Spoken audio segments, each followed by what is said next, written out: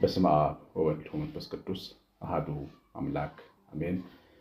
የተወዳችሁ በጌታችን በአምላካችን በመድኃኒታችን በኢየሱስ ክርስቶስ ሰማያዊ በሆነው ስፍራ መንፈሳዊ በሆነ በረከት የተባረካችሁ ደግ አምላክ ቅዱስ አምላክ የዋህ አባት ያላችሁ ከሰማያት የወረደ ከእናታችን የተወለደ ዘመድ ወገን የሆነ የእኛን ዕዳ ለመክፈል መስቀል ላይ ወጥቶ የሞትን ዕዳ በመክፈሉ ምክንያት የተከፈለለት የዳነ ሕዝብ የሆናችሁን መድኃኔዓለም ብለን ለማመስገንም የበቃን በኢየሱስ ክርስቶስ ደም የተቀደሰ ሩካን እግዚአብሔር ልጆች ሁላችሁ እንደምቆያችሁ ሁሉን የሚችል አምላክ ጌታ ንጉሳችን ኢየሱስ ክርስቶስ ሰማያዊ ከሆነ አባቱ ከአብ ሕያው ከሚሆን ከመንፈስ ቅዱስ ጋር የተወደደ የተመሰገነ ይሁን። እንደተለመደው ቅድስት ሀገር ኢየሩሳሌምን አሳስባለሁ።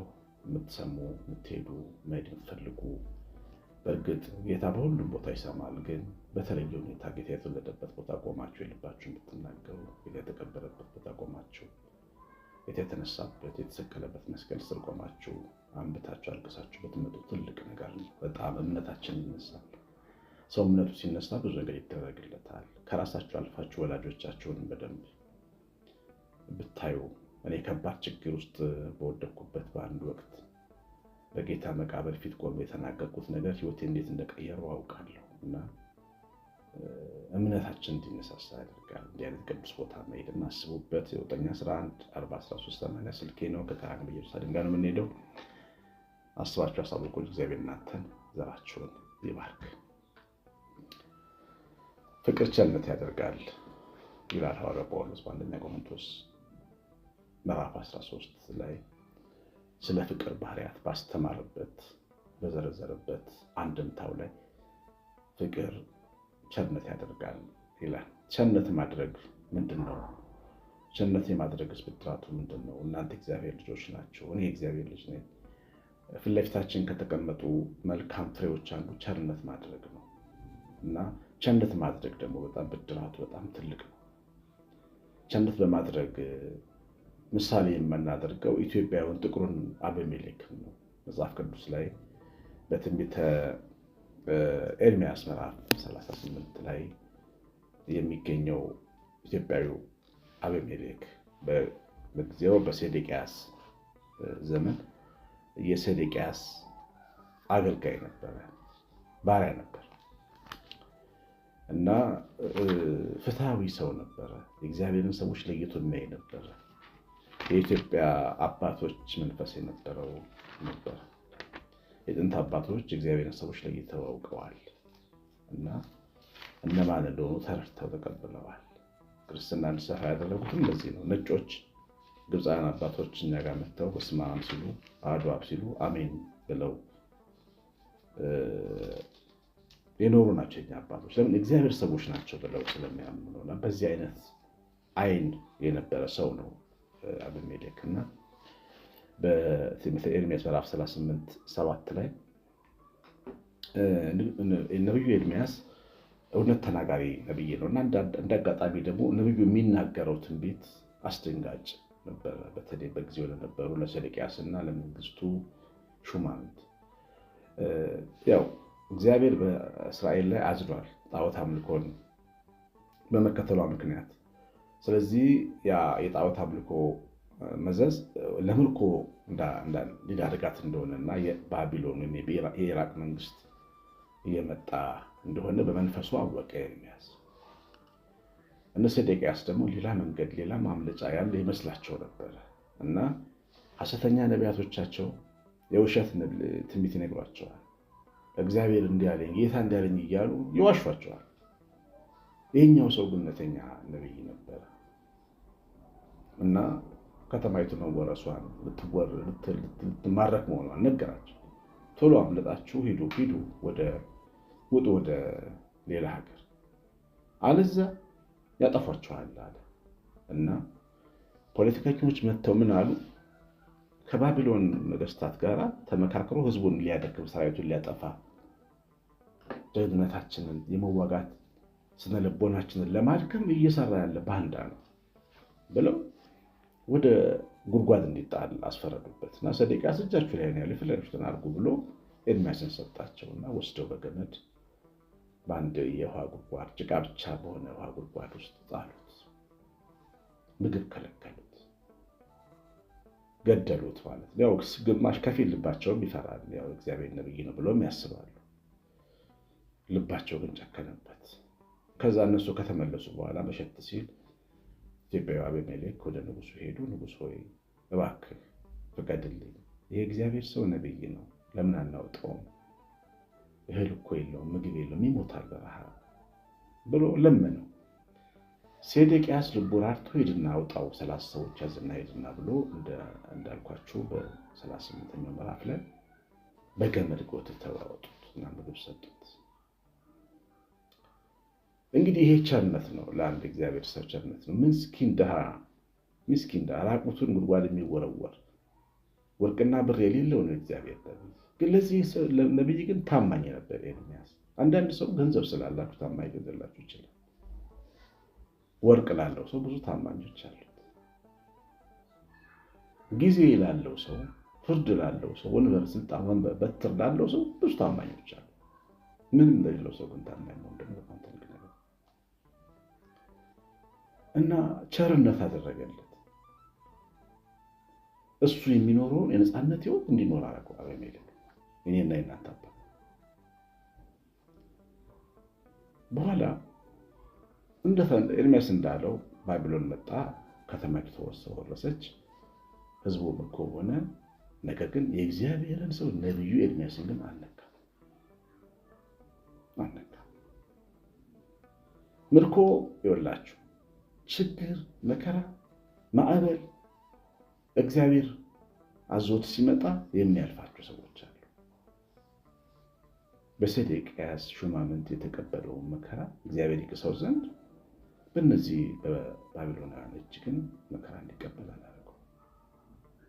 እግዚአብሔር ታማኝ ነው፣ ሁልጊዜ አያስመርርም ይላል። ሁልጊዜ አያስመርርም። ታማኝነቱ ብዙ ነው ይላል ራሱ ኤርምያስ። ኤርምያስ ምዕራፍ 3 ላይ ማለዳ ማለዳ አዲስ ነው። ታማኝነቱ ብዙ ነው፣ ሁልጊዜም አያስመርርም። ሴዴቅያስም አስመርሮት ናቡከደነፆርም ባቢሎን ሊያስመርረው አይችልም። ምን እያልን ነው? ስለ አንድ ነቢይ እየተናገርን ይመስላችኋል? ስለ ህይወታችን እየተናገርን ነው። እግዚአብሔር ጊዜ አስመርር። ጊዜ መልኩ አንድ አይነት አይደለም። ለሁሉም ጊዜ አለው። ለመሞትም፣ ለመነሳትም፣ ለመነቀልም፣ ለመተከል፣ ለመሳቅም፣ ለማዘን፣ ጥቁር ለመልበስም፣ ለመደሰትም፣ ነጭ ለመልበስም ለሁሉም ጊዜ አለው። ጥቁር የለበስን ቀን ሁልጊዜ ጥቁር እንዳይመስላችሁ፣ ነጭ የለበስንም ቀን እንደዛ እንዳይመስላችሁ፣ የጠገብን ቀን ሁሌ የራበንም ቀን እንደዛ እንዳይመስላችሁ፣ ሰው ያመነንም ቀን ሞኞች እንዳንሆን፣ ሰው የከዳንም ቀን ተስፋ እንዳንቆርጥ። ህይወት አንጻራዊ ነው፣ መቼም አንዳራቶ አያውቅም። ሁሉም ጊዜ አለው ተብሎ ተጽፏል በእግዚአብሔር ቃል ውስጥ እና ነብዩ ኤርምያስ ለብቻ በክብር ተቀመጠ። እግዚአብሔር በነብዩ አፍ እንዲህ የሚል ቃል አመጣ ይላል። ይላችሁ ትንቢተ ኤርምያስ ምዕራፍ 39 ላይ መጨረሻው ላይ ቁጥር 15 ላይ በግዞት አደባባይ ቤት ታስሮ ሳለ እግዚአብሔር ቃል እንዲህ ሲል ወደ ኤርምያስ መጣ። ሂድ ለኢየሩሳሌምም ለአቢሜሌክ እንዲህ በለው፣ ሂድ ለኢትዮጵያዊም ለአቢሜሌክ እንዲህ በለው፣ የእስራኤል አምላክ የእስራኤል ጌታ እግዚአብሔር እንዲህ ይላል፣ እነሆ ለበጎነት ሳይሆን ለክፋት ቃሌን በዚህ ከተማ ላይ አመጣለሁ። በዚያ ቀን በፊትህ ይፈጸማል። በዚያ ቀን አድንሃለሁ ይላል እግዚአብሔር። በምትፈራቸው ሰዎች እጅ አልሰጥህም፣ ፈጽሜ አድንሃለሁ። ነፍስን እንደ ምርኮ ትሆንልሃለች እንጂ በሰይፍ አትወድቅም። በእኔ ታምነሃል አለው። አያችሁ ቸርነት ያደረገውን ኤርምያስን እግዚአብሔር ሆነ እንዳለው። ለካ ቸርነት ማድረግ በእግዚአብሔር የመተማመን ምልክት ነው። የራስን በጎነት ብቻ እኮ አይደለም። ልክ እኮ ነው። ኤርምያስን ማውጣት ማለት ለአንድ ጥቁር ባሪያ ለሚባል ሰው ሪስክ መውሰድ። ለምን? ሹማምንቶቹ ናቸው፣ ጀነራሎቹ ናቸው ያሰሩት። ግን እግዚአብሔርን አምነው ነው። በግፍ ለምን ይታሰራሉ ብሎ ያስፈታል። እግዚአብሔር ለክፎች አይሰጠኝም ይጠብቀኛል ብሎ ነው ኢትዮጵያዊ አቤሜሌክ። ሰው ቸርነት የሚያደርገው እግዚአብሔርን አስቦ ነው መሆን ያለበት። ለሰው ቸር ስትሆኑ፣ ለትዳር አጋር፣ ለጓደኛ፣ ለጎረቤት፣ ለስራ ባልደረባ፣ ለማይወዱን ሰዎች እድል አገኘን ቸርነት ስናደርግ የምናስበው እግዚአብሔር ነው። እኔ ሁሌ በህይወቴ ከምጸልያቸው ጸሎቶች አንዱ የሚጠሉኝና መኖሬን የማይፈልጉ ሰዎች ቸርነት እንዳደርግላቸው እድል ስጠኝ ብዬ ነው የምጸልየው። ቸርነት ከልቤ እንዳደርግላቸው ደግሞ የእውነት ዝም ብሎ ለድራማ ለመስራት እንዳይመስላል። ደግሞ እግዚአብሔር ይሄን ሲያደርግ አይቻለሁ። እንኳን ለወዳጅ ለጠላት ለሚጠላ እንኳን ቸርነት ተደርጎ የቸርነትን በረከት መዓዛ መኖር እንችላለን። አያችሁ፣ ቸርነት አድርጎ ማንም አይጎዳም። የእግዚአብሔር ቃል ልክ ወደ ኤርምያስ እንደመጣ ወደ እኛ ይመጣል። አልተውህም ይላል። ቸርነት በማድረግሽ አልተውሽም፣ እንዳይቆጭሽ። መጥፎ አስቸጋሪ የባል ዘመድ ያላቸው ሚስቶች ታግሰው እነዛን እናቶቻቸውን ይንከባከባሉ። በፍጹም እንዳይቆጭሽ። እግዚአብሔር በልጆችሽ ቸርነት ያደርግልሻል። የካሳ ዘመን ያመጣልሽ። እየጠላህ አለቃ ወይም ደግሞ ጓደኛ መልካም ያደርግለት በፍጹም እንዳይቆጭ። ቸርነትን እንደማድረግ መባረክ የለም። ደግሞ የፍቅር ባህሪ ነው። ፍቅር ቸርነት ያደርጋል። ከዚህ ውጭ ሌላ ነገር ሊኖረን አይገባም። ሞኝነትም እንዳይመስላችሁ። የቸርነትን ብድራት አሁን በኢትዮጵያውያን በአቤሜሌክ ላይ ተመልክተናል። ያደረገው ይሄ ይደርገኛል ብሎ አይደለም። ከመከራ ቀን አስመልጥሃለሁ ነው ያለው። የህይወት ዋስትና ነው የሰጠው እግዚአብሔር። ከእጃቸው አድንሃለሁ፣ በእኔ ታምናህልን አስጥልሃለሁ። ትልቁ በእግዚአብሔር የመታመን ምልክት ለሰው ቸርነት ማድረግ ነው።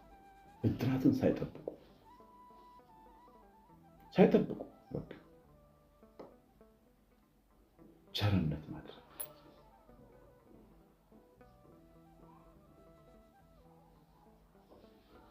አንድ የማውቀው ቤተሰብ አለና በጣም ደግ አባት ነው ያላቸው። ቸርነት ባህሪው ነው። ሰውየው መልኩ ቀይ፣ ልቡ ነጭ፣ ቅን፣ ደግ፣ ቸር በቃ ሰጥቷችሁ ፊታችሁ ላይና ደግሞ ይጨምርላችኋል። እንደነሱ እና አንድ ጊዜ ተቸገረ፣ ከልጆቹ ጋር ተቸገረ። እኔ በወደውን አምላኬን ወቅሶች እንዴት ብለህ ስንት ክፉ ሰው እያለ እሱን የሚቸገር ታደርገዋለህ? እንዴት ቸር ሰው ይቸገራል? እግዚአብሔር ወደ መልስ አልሰጠኝም። ከዓመታት በኋላ ነው መልስ የሰጠኝ። ያ ሰው ተባርኮ አየሁ፣ እጥፍ ድርብ አፍርቶ ልጆቹ ተባርከው ልጆቹ ወልዶ ምን ምስል ቢሰጠው ሌላ ሰው ሆኖ በእግዚአብሔር በረከት ማለት ቸርነት ማድረግ ለትውልድ በረከት ነው። ቸርነት ማድረግ እንዳይደክማቸው። አድካሚ ነው፣ ሪስክ አለው። ቅድም እንዳየ ለነፍስ ሳይሳሳ ነው ያደረገው። ግን ቸርነት ማድረግ ሁልጊዜ የተሻለ ነገር እንዳትረሱ። እግዚአብሔር ቸርነትነታችን ቤታችን ሬት በረከት የሚላጠበቅ አብሮ ነው። እንደሰማችሁት ነው። እግዚአብሔር ቸር ስለሆነ ነው የምንኖረው። በቸርነቱ ነው እንጀራ ጠግበን የምናድረው። በቸርነቱ ነው ተንፍሰን የምናድረው፣ ተኝተን የምንነሳው፣ በር ከፍተን የምንወጣው፣ በር ከፍተን የምንገባው። በእግዚአብሔር ቸርነት የሚያደር ሕዝብ ስለ ቸርነት በደንብ ይገባዋል እያምናለሁ። ተባረኩ። ቀሲስ አሸናፊ ገብረማርያም ነኝ። ሰላም